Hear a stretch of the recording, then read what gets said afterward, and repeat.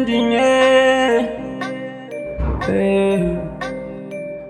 daga kallon farko 'yan mata kin kama zuciyata. Daga kallon farko na ga har kin haifan tagwaye.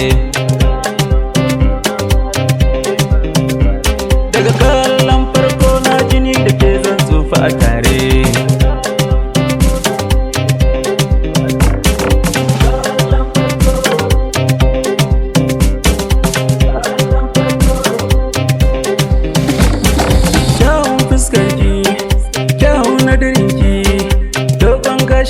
Har baya so suka ruɗa ni, ya tsira fes na haƙora, dimfil mai zarra ga hanci kyau za ya kashe ni. Kokon na barata na miko,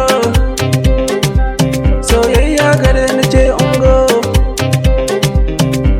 Daga kallon farko na yadda yi mana baiko, batun kyau na hali, binciken kyawun asali ba zan yi ba, kawai a yi mana aure.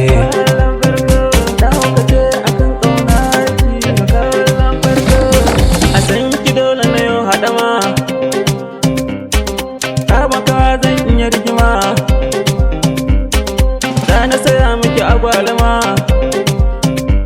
Daga kallon farko na ji zan iya yin rayuwa da ke. Abinda kike so zan yi miki, zan baki har rake. Ki bar umarni ki sha layi, ni ba na tsallake. Abinda kike so shi zan yi miki shi, abinda baki so za na rike shi.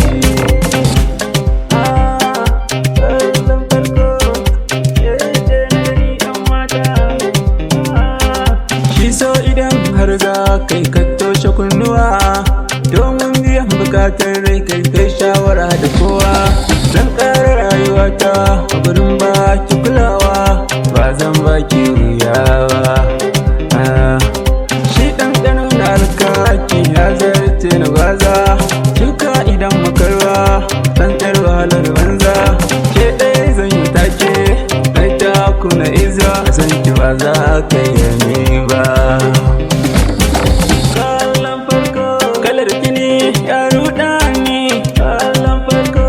Zuciya kin kama ni, kallon farko kama nuna tafi da ni. Kallon farko lokaci guda ke sauya ni. Kallon farko cire kowa a ranki ki saya ni. Kallon farko ya mai daɗin suna,